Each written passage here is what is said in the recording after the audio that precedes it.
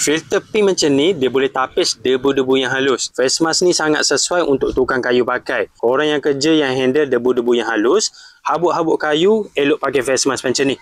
Boleh tapis partikel-partikel yang halus. Boleh halang debu-debu halus dari masuk terus ke dalam paru-paru korang. Yang ni face mask jimat tau. Korang boleh pakai banyak kali. Selagi korang pakai dia punya body ni, korang boleh ganti je dia punya filter ni. Jaga elok-elok dia punya body. Filter dia ni korang boleh beli asing dan ganti baru jadikan spare part. Filter dia ni yang jenis boleh tapis partikel yang halus. Dekat dalam dia ni dia pakai span putih macam ni. Jadi untuk tapis debu-debu yang halus macam habuk potong kayu, korang boleh pakai filter dia ni.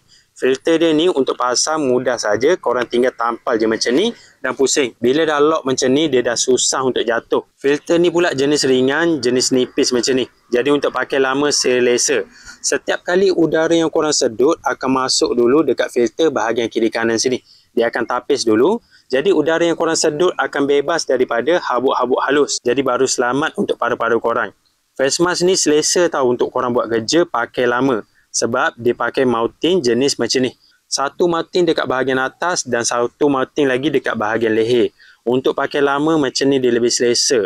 Mouthing macam ni dia boleh grip cantik dekat muka korang. Kalau ada dua mouthing macam ni, barulah face mask ni dia tak mudah untuk gerak dan tak mudah untuk jatuh. Kalau face mask yang ada satu mouthing je, kalau korang pakai tu dia akan rasa longgar, dia akan rasa mudah gerak.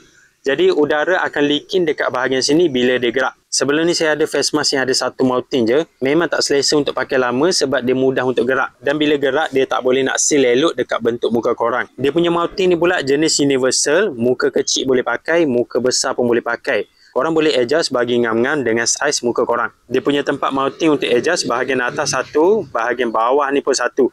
Adjust bagi ngam-ngam. Getah dia pula selesa untuk pakai lama sebab jenis getah lembut macam ni. Dia boleh lekat cantik dekat bentuk muka korang dan boleh seal daripada leaking udara bahagian tepi kiri kanan ni. Jadi bila korang pakai lama selesa, getah dia ni tak sakit dekat muka. Jadi kalau korang nak cari face mask yang boleh tapis debu-debu yang halus, sesuai untuk guna bila buat kerja potong kayu, korang boleh pakai face mask macam ni.